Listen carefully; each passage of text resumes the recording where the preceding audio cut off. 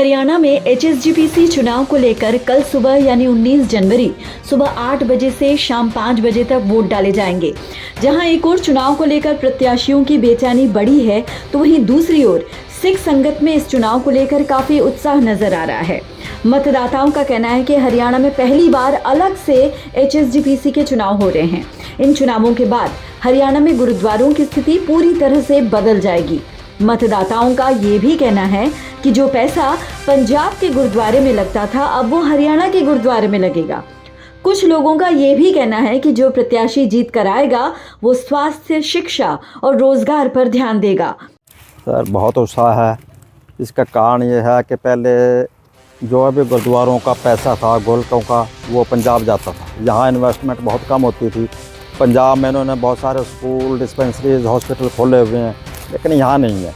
अब इसी चीज़ को देखते हुए कि यहाँ का पैसा यहाँ पे इन्वेस्ट होगा, लोगों के संगत के मन में बहुत उत्साह है। देखो, हमने बहुत चुनाव पहले भी देखे, SGPC के भी चुनाव देखे हैं, लेकिन अब की बार जो लोगों का रुझान हरियाणा कमेटी या हरियाणा के लोगों की तरफ अपना मतलब मेंबर बनाने की उत्सुकता है, उसके लिए हमें बड़ी खुशी है। कि देखो, सिख संगत को तो मैं ये कहता हूँ कि अगर ये जीत के आगे तो एक तो गुरुद्वारों का देख रेख अच्छा होगा, दूसरा इन्होंने सोच रखे हैं बहुत से प्लान, जैसा कि इन्होंने ये कहा कि हम यहाँ पे स्कूल खुलवाएंगे, उच्च पद्धर का बढ़िया स्कूल, और उसमें मतलब सिखों के बच्चे पढ़ेंगे, जो अमृतधारी बच्चे होंगे उनकी फ़ीस माफ़ होगी।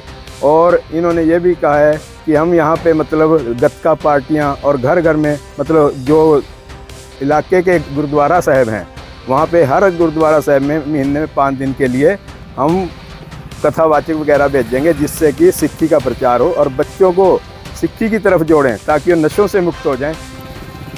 देखिए जी, इलेक्शन तो हो रहे हैं।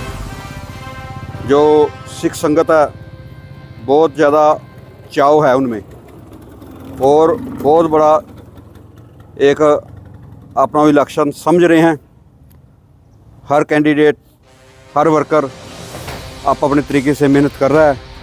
इस संगत अपने गुरु धाम है, जो हमारे गुरु घर हैं, उनका काम, उनकी रेख देख, सच्ची नीयत से, सच्ची सुच्ची सेवा और संगत। देखिए, ये जो चुनाव हैं हरियाणा के अंदर, हरियाणा गुरुद्वारा प्रबंधक कमेटी के जो चुनाव हैं पहली बार हो रहे हैं, और जो भी वोटर है उसके दिल में सबसे बड़ी खुशी तो ये है कि हमारा अपना इलेक्शन है। ये पहले तो हम जो भी वोटिंग करते थे उसका जो बेनिफिट था वो सारा पंजाब को जाता था।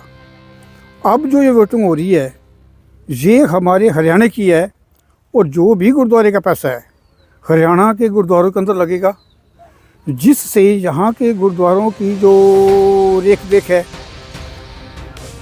और जो यहाँ पर गुरुद्वारे हैं उनकी रूपरेखा ही अलग हो जाएगी। क्योंकि जो पैसा पंजाब में जाकर के लगता था, पंजाब वाले जो थे कि नहीं, वो हरियाणा को नहीं देखते थे, अब हरियाणा का पैसा हरियाणा में लगेगा।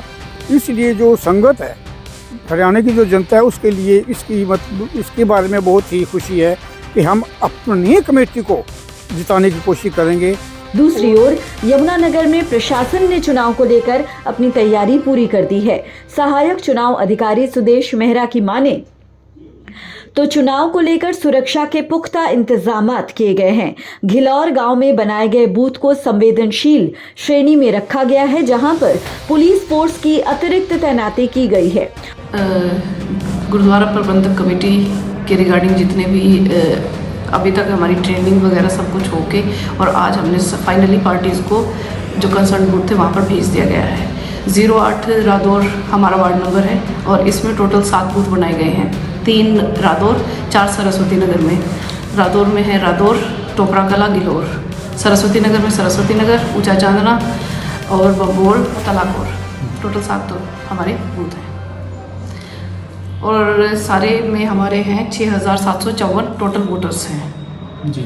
तो हमारी तरफ से जो फाइनल ट्रेनिंग देकर जो भी हमारी पोलिंग पार्टीज़ थी कंसर्न, और उनके साथ पुलिस पर्सनल्स को हमने कंसर्न जो बूथ है उसके लिए हमने डिस्पैच कर दिया है। क्या टाइमिंग वोटिंग की? हाँ जी, टाइमिंग रहेगी सुबह 8 बजे से लेकर शाम को 5 बजे तक। तो शाम को फिर इसका रिजल्ट शाम को रिज़ल्ट वही होगा कि वहाँ काउंटिंग करके जो हमारे पीओस हैं प्रिजाइडिंग ऑफिसर्स वो रिज़ल्ट लेके आएंगे और यहाँ पर इधर तहसील ऑफिस में ही शाम को एसडीएम साहब रिज़ल्ट डिक्लेयर करेंगे। सुरक्षा को लेकर क्या कुछ सुरक्षा को लेकर थोड़ा सा जो हमें सेंसिटिव बूथ बताया गया है वो हमारा गिलोर का है और वहाँ पर एसपी साहब से ने वहाँ पर और भी एक्स्ट्रा जो पुलिस पर्सनल है उनको डिप्लॉय कर दिया है। वोटर आई डी उनके लिए कुछ विशेष हिदायत दी गई है? वही है कि या तो अपने साथ अपना आधार कार्ड या जो वोटर कार्ड है वो लेके आएंगे और वोटर लिस्ट हमने सभी बूथों पर भी दे दी है। जो तीनों कैंडिडेट्स हैं उनको भी जो वोटर लिस्ट तैयार की गई है वो दे दी है, तो उसमें से उनके आधार कार्ड या उससे उसकी पहचान हो जाएगी आधार कार्ड और वोटर कार्ड से, और तब वो वहाँ पर अपना वोट डाल सकेंगे।